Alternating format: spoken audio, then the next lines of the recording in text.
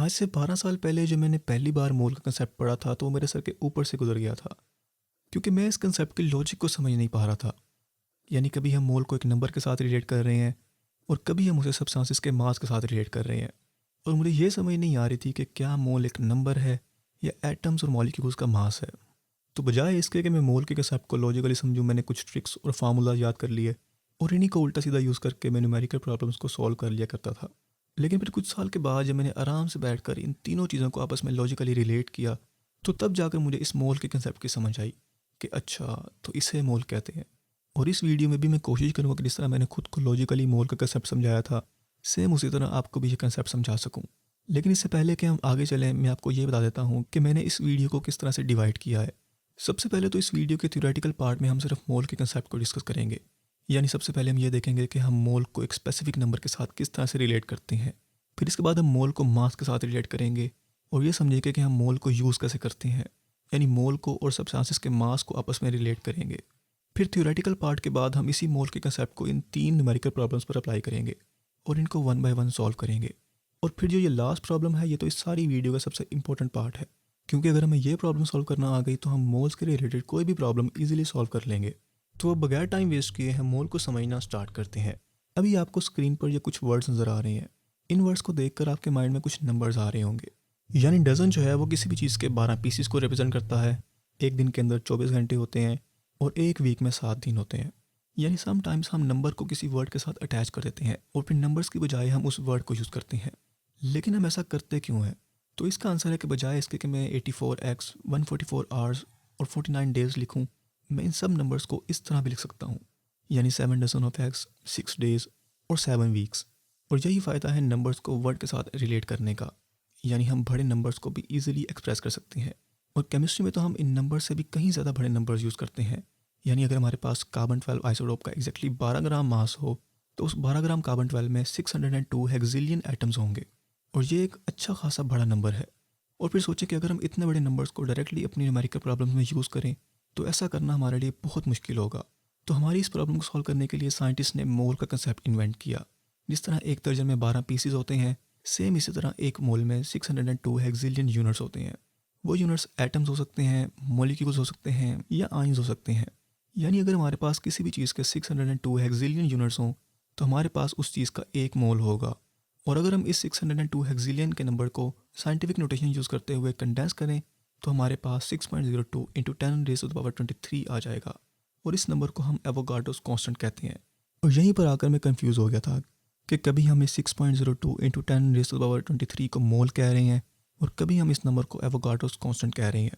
तो बात असल में यह है कि इस नंबर यानी 6.02 इंटू 10⁻23 को एवोगाड्रोस कांस्टेंट भी कहते हैं और मोल भी कहते हैं। मोल तो इस नंबर को कहते ही हैं, लेकिन एवोगाड्रोस कांस्टेंट या एवोगाड्रोस नंबर इस नंबर का ऑनररी टाइटल है, जो कि इसे अमीडियो एवोगाड्रो के नाम पर दिया गया था, जिसने सबसे पहले इस कंसेप्ट को इंट्रोड्यूस करवाया था। यानी 6.02 इंटू 10⁻23 का जो नंबर है वो एवोगाड्रोस कांस्टेंट के भी इक्वल है और मोल के भी इक्वल है। तो बजाय इसके कि मैं कहूँ कि मेरे पास 12 ग्राम कार्बन 12 में 6.02 10⁻23 एटम्स हैं, मैं ये भी कह सकता हूँ कि मेरे पास एक मोल कार्बन 12 एटम्स हैं। और ये हम मोल को नंबर के साथ रिलेट कर रहे हैं। लेकिन जैसा कि मैंने पहले कहा कि हम मोल को नंबर्स के साथ भी रिलेट करते हैं और मास के साथ भी, तो क्योंकि 12 ग्राम कार्बन 12 में एग्जैक्टली एक मोल एटम्स हैं, तो मैं मोल को इस तरह से भी डिफाइन कर सकता हूँ कि मोल जो है वो हम किसी भी चीज़ की उस अमाउंट को कहेंगे जिस अमाउंट में इतने एटम्स, मॉलिक्यूल्स या आयंस वगैरह हों जितने के 12 ग्राम कार्बन 12 में एटम्स होते हैं।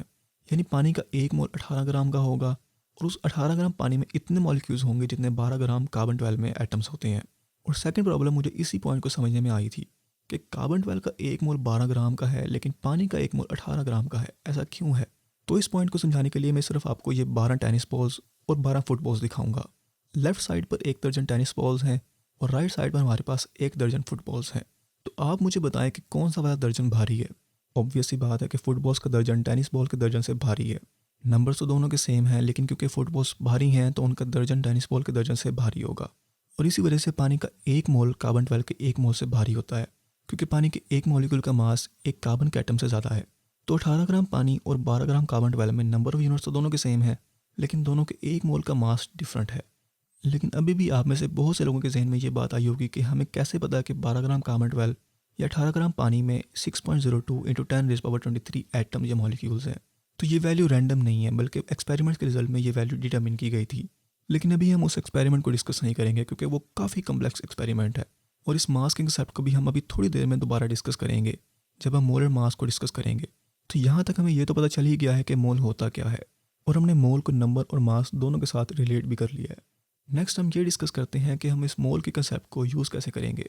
तो लेट्स सपोज कि मैं आपको ढेर सारे कंचे देता हूँ और सारे कंचों का मास जो है वो भी सेम है।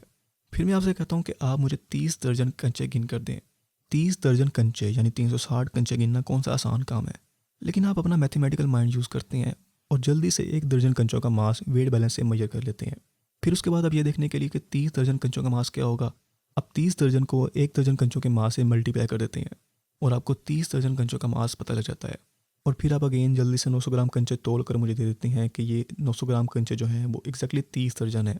अब आपने जो ये मेथड यूज़ किया है, इसमें आप चीज़ों के मास को यूज़ करके इनको गिन रहे हैं। और अब अगर मैं दोबारा आपसे कहूँ कि आप मुझे 6 मोल कार्बन 12 गिन कर दें, तो शायद आपको लगे कि इतने ज़्यादा एटम्स गिनना तो इम्पॉसिबल है, हम इन एटम्स को गिनना तो दूर देख भी नहीं सकते। लेकिन फिर आपके माइंड में आएगा कि जिस तरह हमने 30 दर्जन मार्बल्स को गिना था, इसी तरह अगर मैं 1 मोल कार्बन के मास को यूज़ करूँ और फिर इस 1 मोल कार्बन के मास को 6 से मल्टीप्लाई कर दूँ, तो मेरे पास 6 मोल कार्बन 12 का मास आ जाएगा।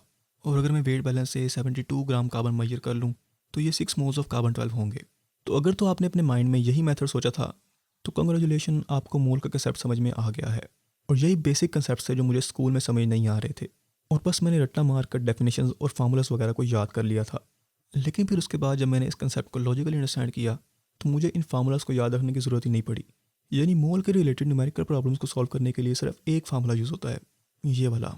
इसी को हम रीअरेंज करके सभी प्रॉब्लम को सॉल्व कर लेते हैं।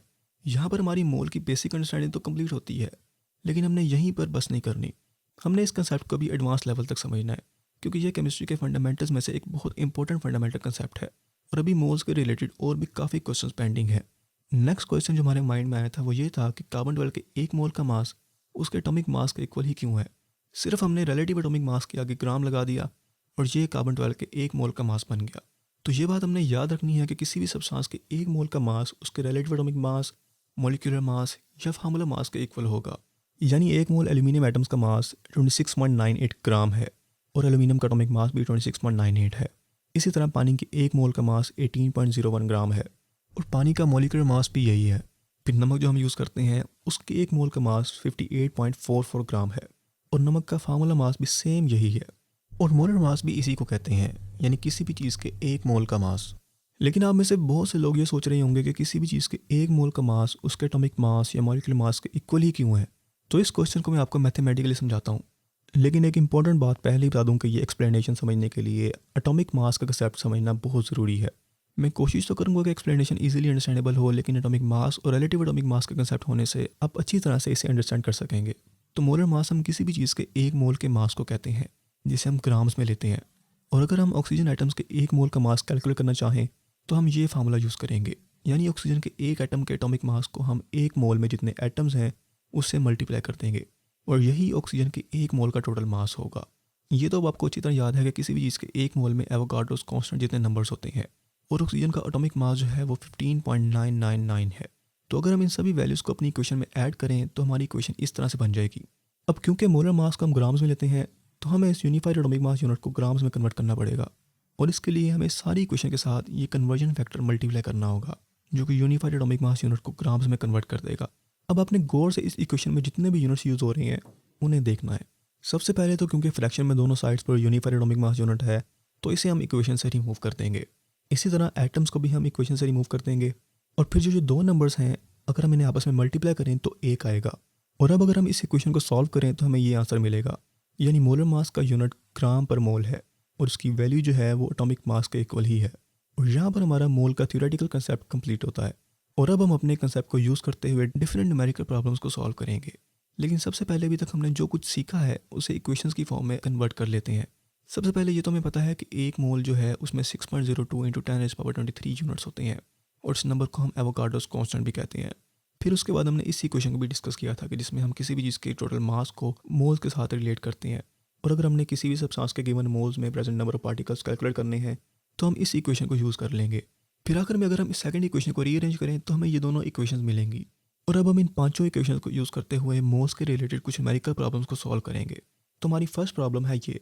इसमें हमसे पूछा गया है कि आप हमें बताएं कि 48 ग्राम कार्बन डाइऑक्साइड गैस में कार्बन डाइऑक्साइड के कितने मॉलिक्यूल्स प्रेजेंट हैं। यानी हमने कार्बन डाइऑक्साइड गैस के गिवन मास में present total number of molecules calculate करने हैं। सॉल्व करने से पहले हम ये देख लेते हैं कि इन पांचों इक्वेशन में से हम इस प्रॉब्लम के लिए कौन सी इक्वेशन यूज़ करेंगे। तो नंबर ऑफ पार्टिकल्स या मॉलिक्यूल्स के लिए तो ये थर्ड इक्वेशन यूज़ होगी, तो इसे हम लेकर अपनी प्रॉब्लम के हिसाब से मॉडिफाई कर लेते हैं। लेकिन अभी जैसा कि आपने नोटिस किया कि इस इक्वेशन को सॉल्व करने के लिए हमारे पास नंबर ऑफ मोल्स नहीं है, तो नंबर ऑफ मोल्स फाइंड करने के लिए हम ये फोर्थ वाली इक्वेशन यूज़ करेंगे। इस इक्वेशन में पुट करने के लिए मास की वैल्यू तो हमें अवेलेबल है, लेकिन मोलर मास हमें प्रोवाइड नहीं किया हुआ, और जनरली ऐसा ही होता है। मोस्ट ऑफ द टाइम्स हमें सब्सटेंस की इन्फॉर्मेशन दे दी जाती है और हम खुद ही उसके केमिकल फार्मूला के साथ उसका मास कैलकुलेट कर लेते हैं। तो सबसे पहले हम नंबर ऑफ मोल्स कैलकुलेट करेंगे और फिर इस नंबर को हम अपनी फर्स्ट इक्वेशन में पुट करके नंबर ऑफ मॉलिक्यूल्स कैलकुलेट कर लेंगे। तो कार्बन डाइऑक्साइड के मास की वैल्यू तो है 48 ग्राम और कार्बन डाइऑक्साइड का मॉलिक्यूलर मास है 44 यूनिफाइड एटॉमिक मास यूनिट। अभी मैंने चीज़ों को सिंपल रखते हुए कार्बन और ऑक्सीजन के एटॉमिक मासेस की वैल्यू को राउंड ऑफ करके यूज़ किया है, लेकिन depending on the level of required accuracy आप इन वैल्यूज़ को डेसिमल फॉर्म में भी लिख सकते हैं। तो मोलर मास को तुम्हें पता ही है कि हमने सिर्फ मॉलिक्यूलर मास को ग्राम्स में कन्वर्ट कर देना है, और फिर उसके बाद हम इस इक्वेशन को यूज़ करके 48 ग्राम कार्बन डाइऑक्साइड गैस के नंबर ऑफ मोल्स कैलकुलेट कर लेंगे। ये हमारी इस प्रॉब्लम का फर्स्ट स्टेप था। अब लास्ट और फाइनल स्टेप में हम नंबर ऑफ मोल्स को अपनी फर्स्ट इक्वेशन में पुट करके सॉल्व कर लेंगे। एवोगाड्रोस कांस्टेंट की वैल्यू तो हमें याद है 6.02 × 10⁻23। तो बस हम इन सब वैल्यूज़ के साथ इस इक्वेशन को सॉल्व करेंगे और इस तरह हम सिर्फ 2 स्टेप्स में अपनी फर्स्ट प्रॉब्लम सॉल्व कर लेंगे। अब हमारी नेक्स्ट प्रॉब्लम जो है वो पहले वाली से थोड़ी सी एडवांस्ड है, लेकिन थोड़ी देर बाद हमें ये प्रॉब्लम भी आसान लगने लग जाएगी। तो इसमें हमसे पूछा गया है कि आप हमें एक अननोन कंपाउंड का मोलर मास कैलकुलेट करके दें, और हमें सिर्फ 2 चीज़ें प्रोवाइड की गई हैं, उस कंपाउंड का मास और उसके गिवन मास में जितने नंबर ऑफ मॉलिक्यूल्स हैं वो।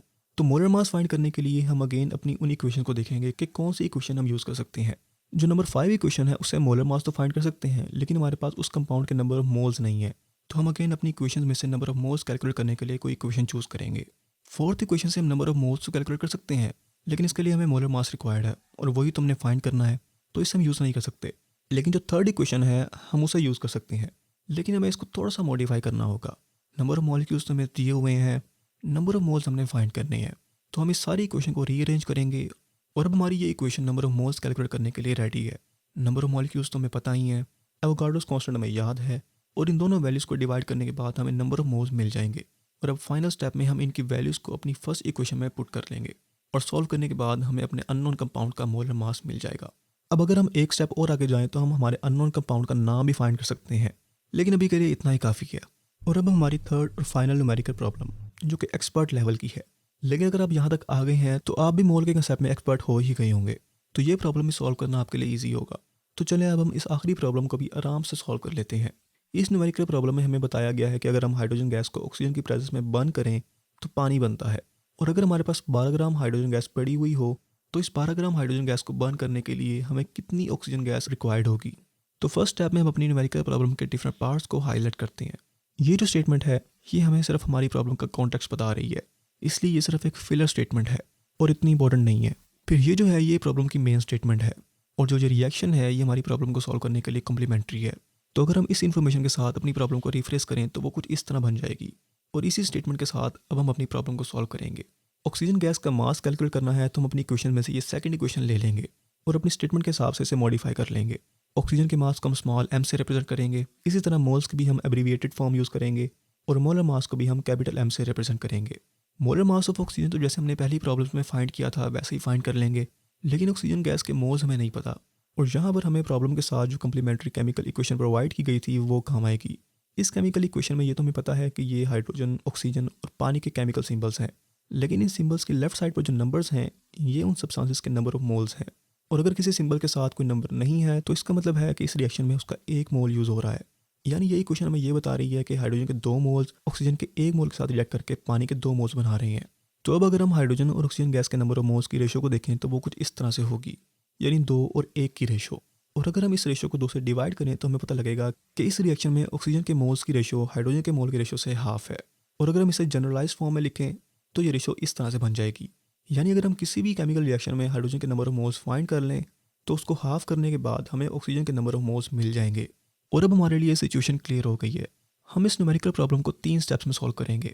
सबसे पहले हम 12 ग्राम में जितने हाइड्रोजन गैस के मोल्स हैं वो कैलकुलेट करेंगे, फिर उसके बाद हम ऑक्सीजन गैस के नंबर ऑफ मोल्स कैलकुलेट करेंगे, और फिर एंड पर हम फाइनली ऑक्सीजन गैस के रिक्वायर्ड अमाउंट कैलकुलेट कर लेंगे। इवन दो कि शायद कुछ लोगों के लिए ये अभी भी थोड़ा सा कॉम्प्लिकेटेड हो, लेकिन हायर लेवल पे हमें इसी तरह की प्रॉब्लम सॉल्व करनी पड़ती हैं। तो हमें अभी से खुद को रेडी करना पड़ेगा। सबसे पहले हम हाइड्रोजन के नंबर ऑफ मोल्स कैलकुलेट करेंगे। उसके लिए हम फोर्थ इक्वेशन यूज़ करेंगे। मास ऑफ हाइड्रोजन हमें दिया हुआ है, मोलर मास हम पहले की तरह कैलकुलेट कर लेंगे। 1.008 को मैं हमारी आसानी के लिए राउंड ऑफ करके 1 कर रहा हूँ। और क्योंकि हाइड्रोजन गैस मॉलिक्यूलर फॉर्म में है, तो इसका मतलब है कि एक मॉलिक्यूल में 2 हाइड्रोजन एटम्स हैं, तो H2 का मॉलिक्यूलर मास भी 2 होगा। और फिर इन सबको फार्मूले में पुट करके हम हाइड्रोजन के नंबर ऑफ मोल्स कैलकुलेट कर लेंगे। ये तो था हमारी प्रॉब्लम का फर्स्ट स्टेप। नेक्स्ट स्टेप में अब हम ऑक्सीजन के मोल्स कैलकुलेट करेंगे। यानी अगर हम हाइड्रोजन के मोल्स को हाफ करें तो हमें हाइड्रोजन को बर्न करने के लिए उतने मोल ऑक्सीजन गैस रिक्वायर्ड होगी। 6 को 2 से डिवाइड करेंगे और ऑक्सीजन गैस के रिक्वायर्ड मोल्स हमें पता लग जाएंगे। अब हमने फर्स्ट 2 स्टेप्स तो कंप्लीट कर लिए हैं। यानी हमें यह पता लग गया है कि 12 ग्राम हाइड्रोजन गैस में हाइड्रोजन गैस के 6 मोल्स हैं और इन 6 मोल हाइड्रोजन मॉलिक्यूल्स को कम्प्लीटली बर्न करने के लिए हमें ऑक्सीजन के 3 मोल्स रिक्वायर्ड हैं। अब बस हमने थर्ड और फाइनल स्टेप में ऑक्सीजन गैस के मोल्स को और मोलर मास को इस फार्मूले में पुट कर लेना है। ऑक्सीजन का एटॉमिक मास है 15.999, लेकिन हम इसे राउंड ऑफ करके 16 कर लेंगे। और क्योंकि हाइड्रोजन की तरह ऑक्सीजन भी मॉलिक्यूलर फॉर्म में है, तो ऑक्सीजन गैस का भी मॉलिक्यूलर मास होगा 32 यूनिफाइड एटॉमिक मास यूनिट। और फिर जब हम 32 को 3 मोल से मल्टीप्लाई करेंगे तो हमें फाइनली ऑक्सीजन गैस की रिक्वायर्ड अमाउंट मिल जाएगी।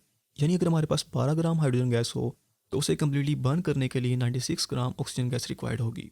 और फाइनली हमारे मोल का कंसेप्ट कंप्लीट होता है। मैंने कोशिश तो की है कि इस कंसेप्ट को मैं जितना हो सके उतना ईजी टू अंडरस्टैंड रखूँ, लेकिन अगर फिर भी कोई क्वेश्चन है तो वो आप कमेंट्स में पूछ सकते हैं। और आने वाली वीडियोस में हम पीरियोडिक टेबल और एटॉमिक प्रॉपर्टीज़ को डिस्कस करने वाले हैं, लेकिन हम स्टार्ट करेंगे इलेक्ट्रॉनिक ऑर्बिटल्स के कंसेप्ट से। तो मिलते हैं इंशाल्लाह नेक्स्ट वीडियो में, तब तक के लिए अल्लाह हाफिज़।